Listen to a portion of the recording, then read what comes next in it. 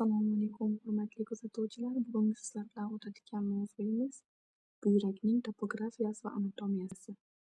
Avvalambor mavzuni o'tish uchun unga reja tuzib olamiz. Birinchi rejamiz bu buyrakning topografiyasi va tashqi tuzilishi. Ikkinchi rejamiz bu buyrakning ichki tuzilishi, ya'ni anatomiyasi. Fibroz kapsulalar, po'stloq, mag'iz qavatlar, piramidalar va kosachalar jomi. Uchinchisi esa buyrakning qon tomirlar, nervlar va siydik ajratuvchi yo'llar bilan bog'liqligi.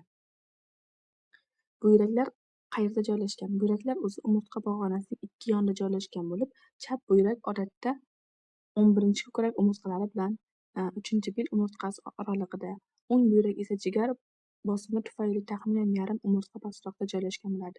Buyrakning topografiyasi va tashqi tuzilishi. Buyrak juft parenximatoz a'zo bo'lib, qorin bo'shlig'ining orqa devorida, qorin pardasidan tashqarida retroperitoneal holatda joylashgan bo'ladi. Chap buyrak odatda 11-ko'krak umurtqasi va 3-bil umurtqalar orasida, o'ng buyrak va jigar tasvirida biroz pastroqda joylashgan bo'ladi. Buyrak loviyasimon shaklga ega bo'ladi. Unda oldingi va orqa yuzalar, tashqi qavariq va ichki botiq qirralar farqlanadi. Ichki qirrada buyrak darvozasi joylashgan bo'ladi. Katta odamda buyrakning uzunligi taxminan o'rtacha 10-12 sm, eni esa 5-6 sm tashkil etadi. Qalinligi 3-4 sm bo'ladi. Mana buyrakning tuzilishiga e'tibor beramiz. Ichki tuzilishi mana po'stloq qavat birinchi rasmda, ikkinchisi esa buyrakning mag'iz moddasi, uchinchisi esa buyrakning jomi, to'rtinchisi buyrak so'rg'ichlari mana, beshinchisi esa buyrak kosachalari, buyrak kapsulalari mana oltinchi qism bilan ko'rsatib qo'yilibdi. Yettinchisi siydik nayi va sakkizida buyrak arteriyasi. Chap buyrak old tomondan oshqozon, taloq, me'da osti bezining dumi, yo'g'on ichakning chap o'kilmasi bilan qo'shni hisoblanadi.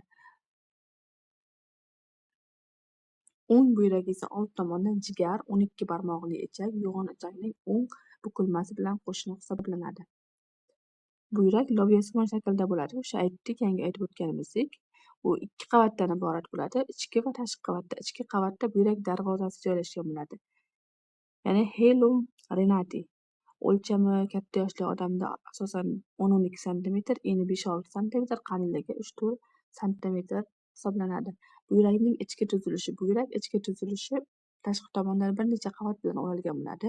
Fibroz kapsula, ya'ni kapsula fibrosa. Buyrak parenximasiga yopishib turadi. Yog' kapsulasi.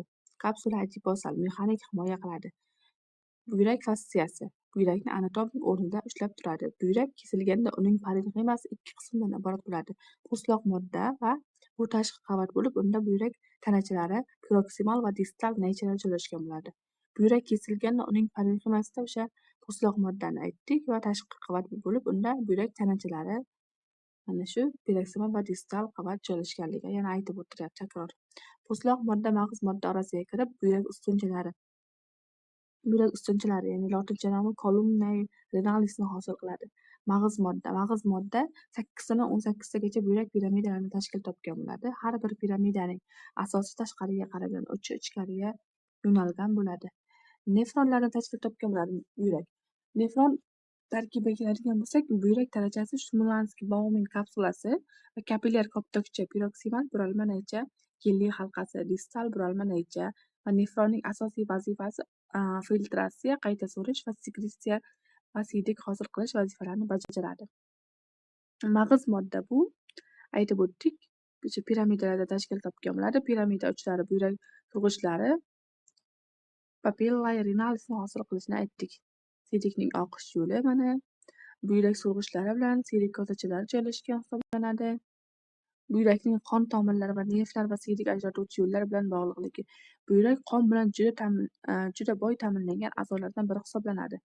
Arterial ta'minoti. Buyrakka qorin aortasidan chiqadigan buyrak arteriyasi. Arteriya renalisni orqali keladi.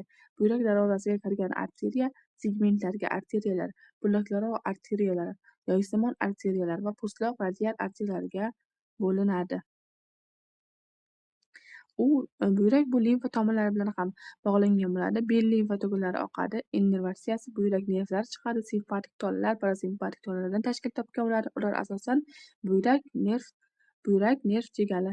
glyukoz renals orqali keladi. Quyidagilar orqali boshqariladi. Tomirlar tonusi. Bugungi o'tgan mavzuimiz shu. Buning uchun sizga kattakon rahmat aytamiz.